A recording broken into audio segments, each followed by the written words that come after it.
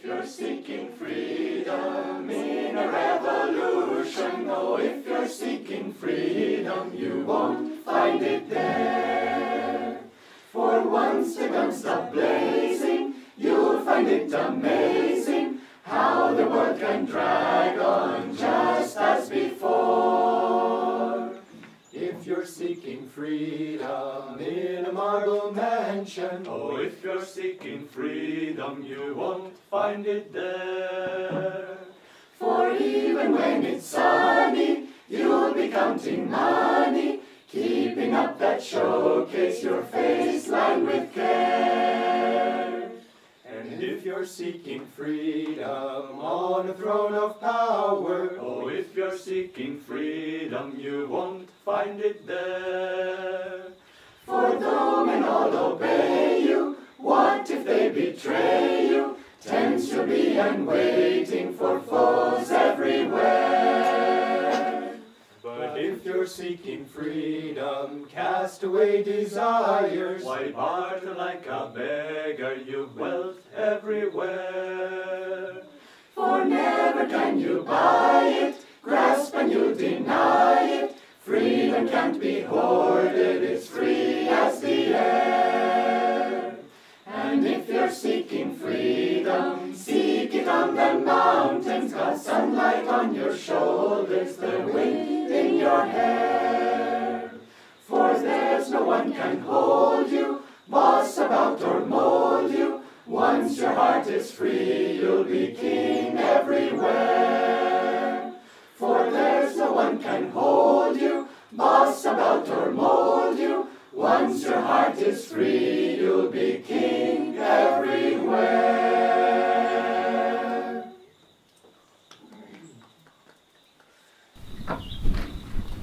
Good morning, everyone, and welcome. I wanted to start this morning with this reading from Patanjali, because the subject is the importance of the Guru, and I think this will help illustrate the importance of the Guru. For one who can distinguish between the mind and the self, thoughts in the mind cease completely. It's a very profound key to expanding our consciousness,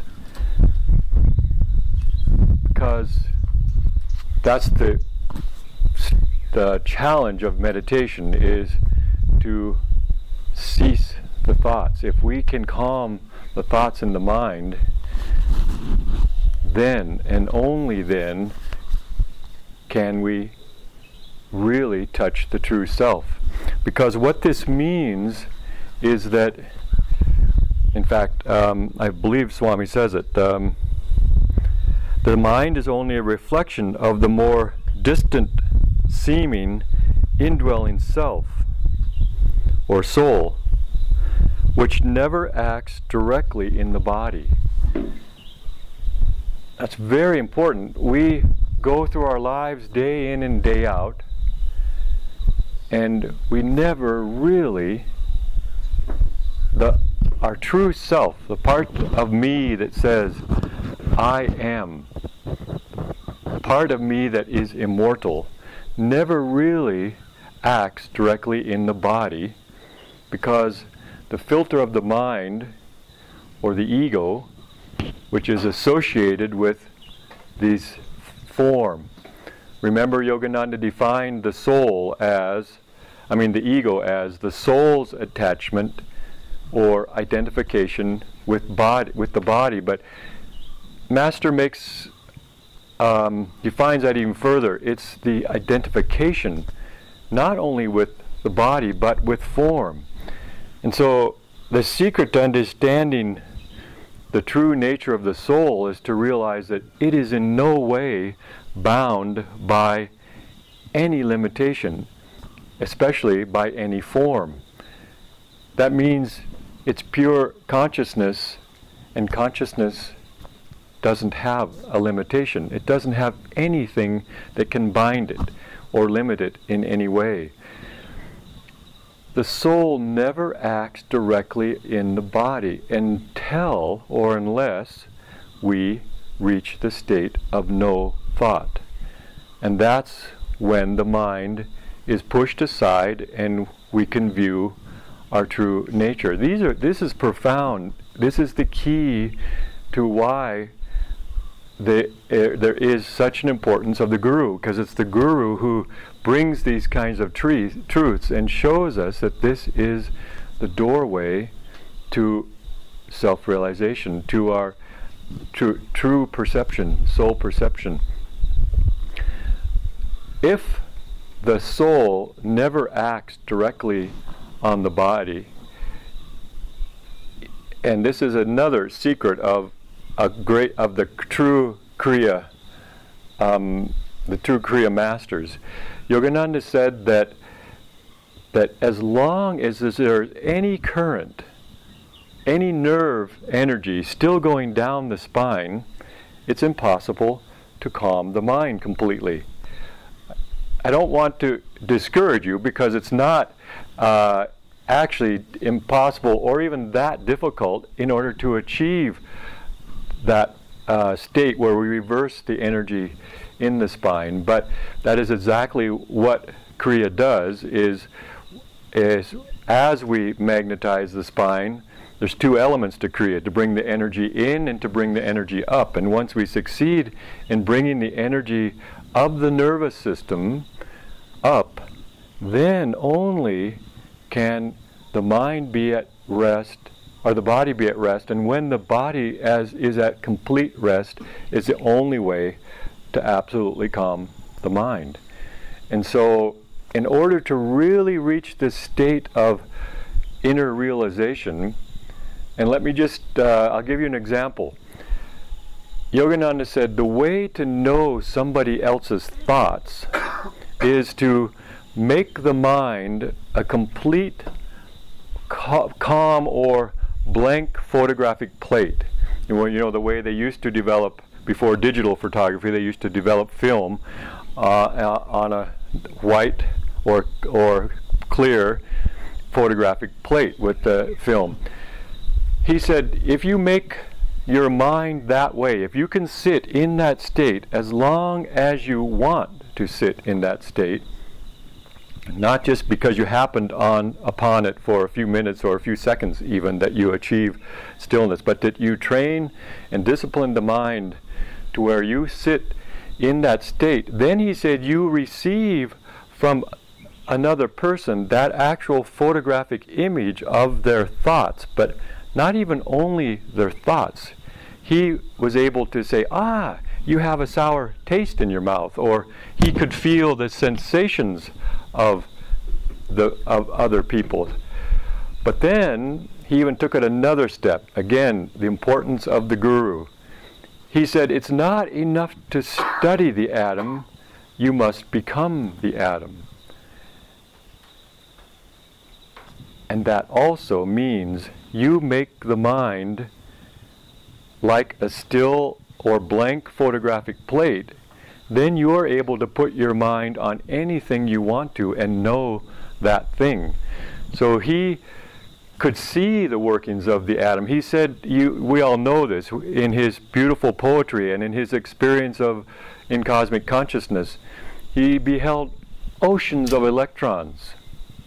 I mean, we're talking about a guru who is able to sort of take the torch and lead us into deeper and deeper levels of realization into spirit. Now, I wanted to also show you, because I want to take it as far out as we can, and then I would like to try to bring it back into something that's real to us. But this is a typical galaxy in our universe. We've all seen them. They're beautiful. And Master says, and we know this to be true from astronomy, that in our galaxy, we're out here on the edge. Master said, really, the further away you get from the grand center of a galaxy, the more Rajasic. We're in a Rajasic galaxy anyway, in a Rajasic part of the universe. But we're out here on an edge someplace, a little tiny star system with our little group of planets around one of these little stars. I mean, the whole thing is immense. When you see it from the side, it's a disk. You don't normally see that, but so a galaxy throws out all this debris from the center, and it's a disk. But still, even the disk is no small thing from the top of the disk debris, if you will, to the bottom of the disk. But still, it's the astounding thing is that this is one, but there's billions of galaxies, and in just one galaxy, it's so huge. So then, on top of this, we're asked, with our little human minds, to understand that in the space that gives birth to these billions of galaxies, Master called space God's body. So from God's body comes billions of these galaxies, and it's a field of consciousness that is giving birth. Spirit is another word we use, but science now says non-locality. So you have science, you have the mystics, you have everybody now agreeing at least on one point, that everything seems to be riding or existing on a base of consciousness. And so even though science calls it non-locality, what's another word that we all know? If non-locality means that there is a presence throughout space that isn't local to any one place, it's non-local to one place, it means it's local every place. And we all know that word in a mystical term to be omnipresent. It's omnipresent in every part of space, or it's non-local to any one particular point. So science just turned the coin around and named the same thing, but used a different term. But here is this field of consciousness which is giving birth to this incredible vastness of life and of existence. So I wanted to quote Swami because he addresses this fact in the Promise of Immortality, the book that he wrote. He says, if I in fact brought it, I think I did.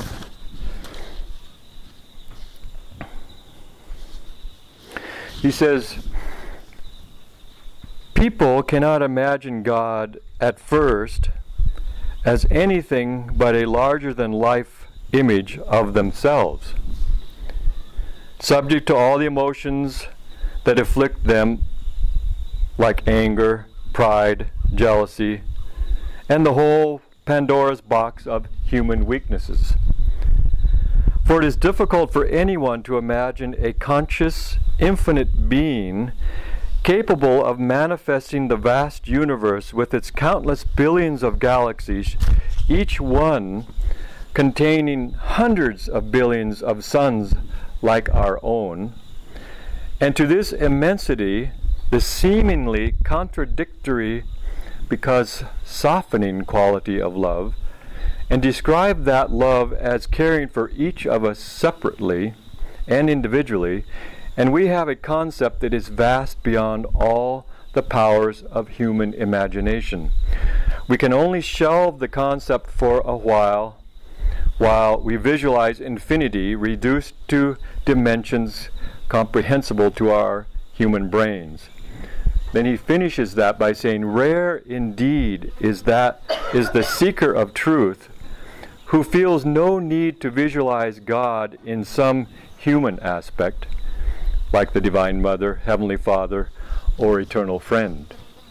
It's not that it's wrong to visualize God in those images. We do, and Krishna recommends that we do, because it's difficult to hold some sort of infinite concept.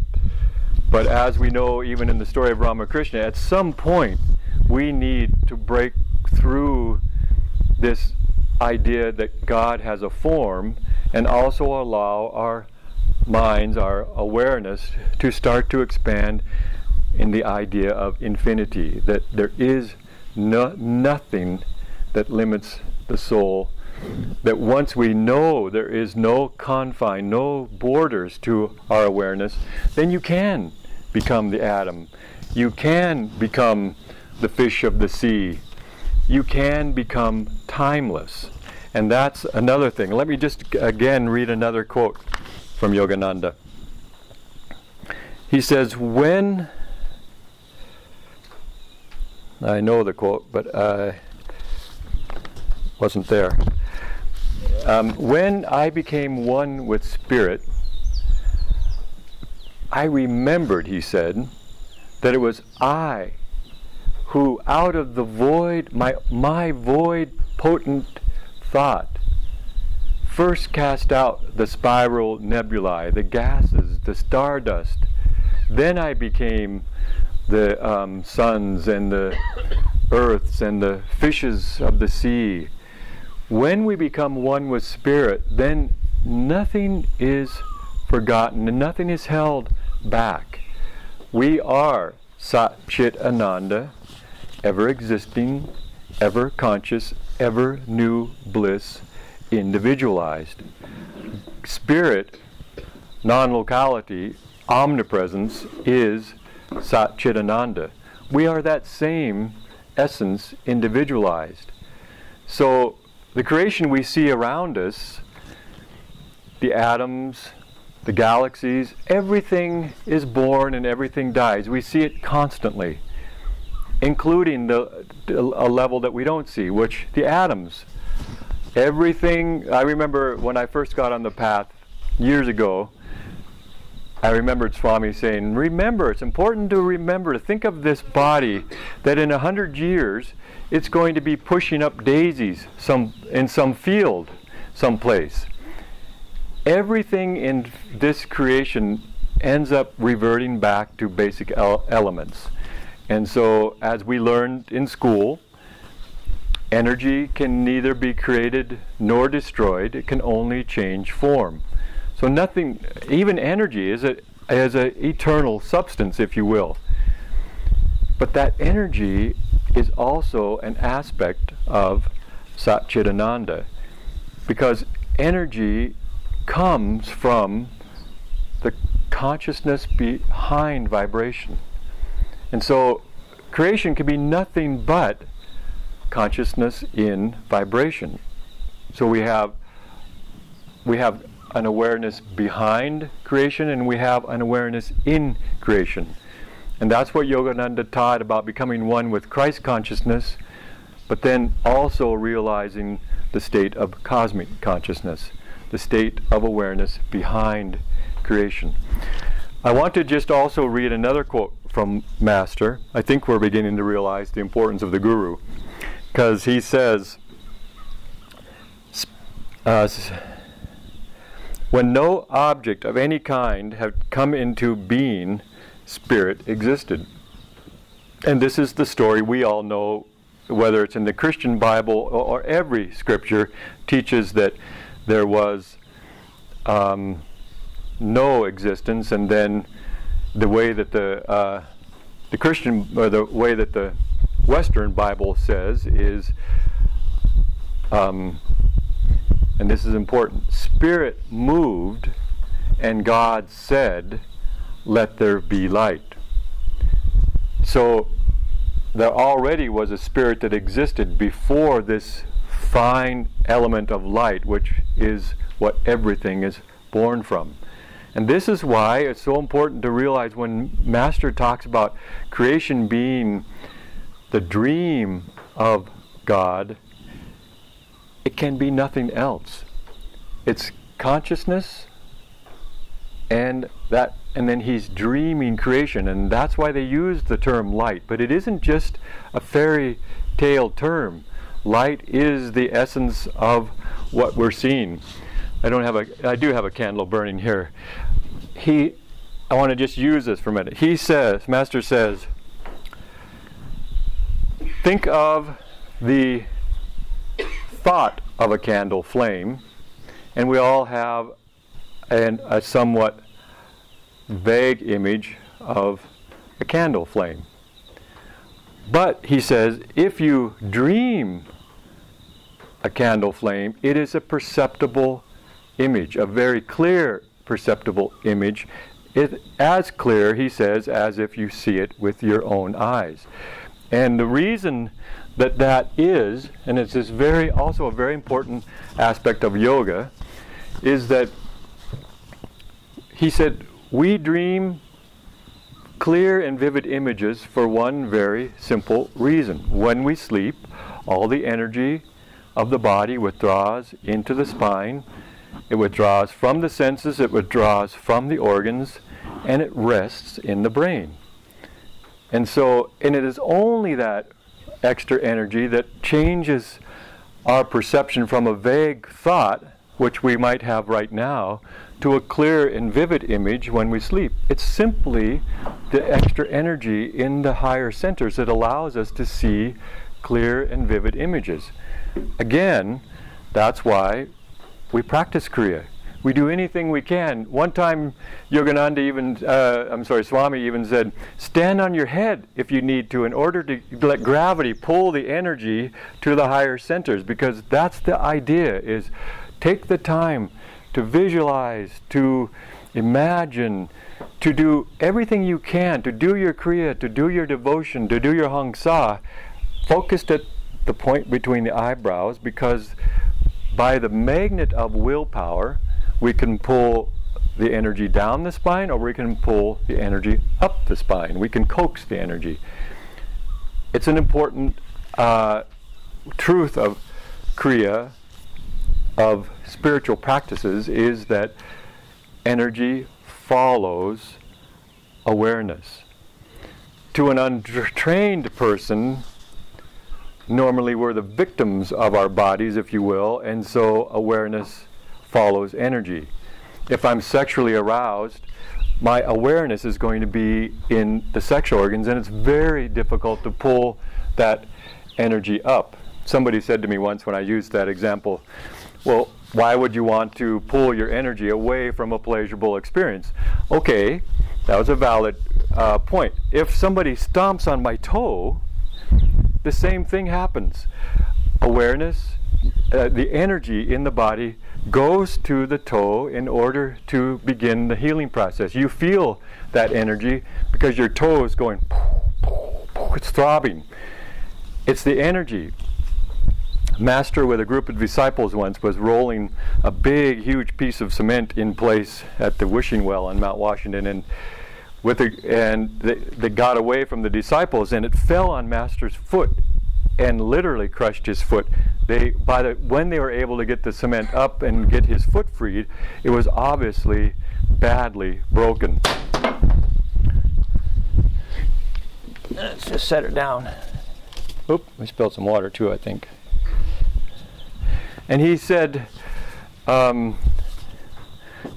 disciples were just aghast, and he said, now I want to show you something. And he said, if I don't allow my awareness to go down to my foot, and he stood there and talked with them just as calmly as I'm talking with you right now. His foot was mangled and broken, and there he was talking with them. But he said, if I allow my awareness to follow the energy down, then of course I'm aware of the body. Maybe some of you have heard that tape too. There's this wonderful recording, and he says, an animal doesn't have the same sense of I am. They do have that sense, but it's always in levels. We have the highest refined nervous system, which allows us really to reflect back on ourselves and say, I am. So if an animal hurts his paw, like a dog, if he hurts his paw, he doesn't have the same degree. He feels the pain, but he doesn't have the same sense of identification. He doesn't say, oh, it's my hand, but we say that, oh, it's my hand. And Master said that's why we suffer. It's only that mental concept that we say, oh, it's my hand, and my hand is hurt. And so he said that intensifies the level of pain, because we identify and say it's my hand. And then he says in this recording, and that's why I want you to be tough. He uses that word, he goes, be tough. Because he said you can, just as he did, practice not going with the energy of the body, but being the master of the body and being the master of your energy. You control it, and you begin to learn to do that simply by starting to learn the basics of concentration. Because if we learn to concentrate here, if it was really perfected, you could hold your hand right over a candle flame and let your hand burn. If you really, not that you want to do that, you don't want to be radical or stupid, but you could. You would have that ability, and that's when the masters then begin to accomplish the level of awareness where their minds are concentrated, their minds are still, their minds are withdrawn from identification with body consciousness, and then consciousness begins to expand into anything that you want. He told this lovely story. I find it amusing as an American, but you know, America has the holiday, the Thanksgiving tradition, and it's a very nice tradition to be thankful to God, and be thankful to. We at Ananda often just write notes of thanksgiving or appreciation to other people in the community the day of the banquet, and we share those notes with everybody that we appreciate them as part of our spiritual family. He said he told America always, he said, that's a wonderful holiday, not so great for the turkey. But he said, I have put my mind, my consciousness in the turkey, and to their good fortune, they don't suffer much. Not like a cow or a mammal who has a higher level of awareness, and they suffer when you kill them. And that is the reason why he didn't recommend that you eat meat, of course, is because that fear and that vibration also penetrates the meat. But he said over and over again he could put his mind on, his consciousness on anything that he wanted to experience or to investigate, because he had achieved that ability to withdraw it from the identification with the body. And that's what yoga is all about, is bringing the energy, teaching ourselves to bring the energy in and up the spine. And once we have withdrawn the energy from the body, the mind can become very calm. Remember, thoughts are universally rooted, and so they're always out there like radio waves. And we can tune to them, or we can tune them out.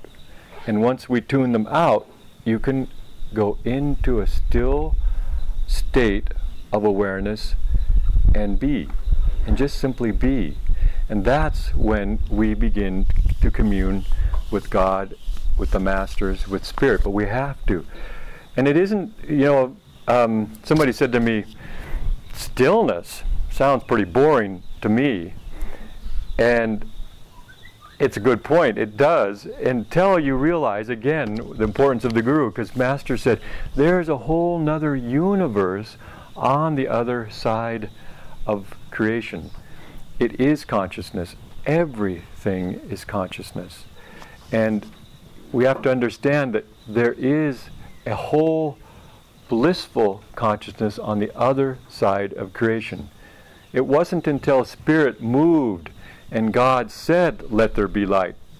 But understand that story of creation, the masters are telling us, there, or if we know the story of the prodigal son in the Bible, they were with God, and then they wanted to go out from God and explore the foreign land, and as Yogananda interprets that Bible passage, the foreign land of material existence. But all masters, including Jesus, said, my Father's kingdom is not of this world. This isn't our place. We're visitors. We're temporary visitors, but we also are not immortal. I mean, we're not mortal, we are immortal. And so we need to remember that. And we need to understand, not only do we want to remember it, we want to realize it, because only when we do realize that we are temporary visitors, we are immortal, but we are visiting a mortal place, a place that everything has birth and everything dies. And when we realize it's just a dream, then you know your immortality. And the way that we realize it is a dream is always how the yogis taught. When the mind is deeply calm, then the inner light spontaneously appears. And again, it's all about energy control in the body, devotion, concentration, resting here and calming the mind. And when the mind is deeply calm, the inner light spontaneously appears. And Jesus said, and so does the Old Testament says that you will hear, it says it this way, you will hear his, no, you will, let me just get the quote. His name shall be in your forehead, and there you need neither the sun or the light of a candle or any light, because the Lord God has given you light, and ye shall reign forever and forever. That means that once you see that light, the inner light of spirit behind creation, then you know your immortality. You know your immortal self. But you won't know it. We can intellectually know it, but we won't know it until we merge with that light of spirit, the light of God's presence behind creation. So again, I'm just going to finish this part by reading what Master says. And I want you to, I'm going to read it once. The blissful spirit is invisible, existing in his home of infinity. Actually, this is, let's just back up. This is, we'll read it before creation was. When no object of any kind had come into being, spirit existed. The blissful spirit was invisible, existing alone in the home of infinity. Spirit is that which was and will be, whether the universe does or does not exist. Spirit is nameless and formless. Remember, we're describing Sat Chit Ananda. Spirit is not knowable by the limitations of the understanding, but that does not mean that spirit is unknowable, because spirit can be felt. The state of bliss, which is deeper than peace and is always new and unceasing, that is the only quality of spirit. When you feel that, nothing else satisfies, then you have true spiritual consciousness. Now I want to read that again, but I want you to put it in the first person. When no object of any kind had come into being, I existed. The blissful I is invisible, existing alone in my home of infinity. I am that which was and will be, whether the universe does or does not exist. I am nameless and formless. I am not knowable by the limitations of understanding, but that does not mean that I can't be known or that I can't know myself, because I can be felt. I am the state of bliss, which is deeper than peace and is always new and unceasing. That is my only quality. When I feel that, nothing else satisfies. Then I have true spiritual consciousness. Because that is Sat Chit Ananda, and we are Sat Chit Ananda individualized. And when we realize that we are Sat Chit Ananda individualized, and when that little light in us merges with the great light of spirit, You never lose that sense of I, but you expand that sense of I into everything. And when we have that, then we have true spiritual consciousness. Thank you.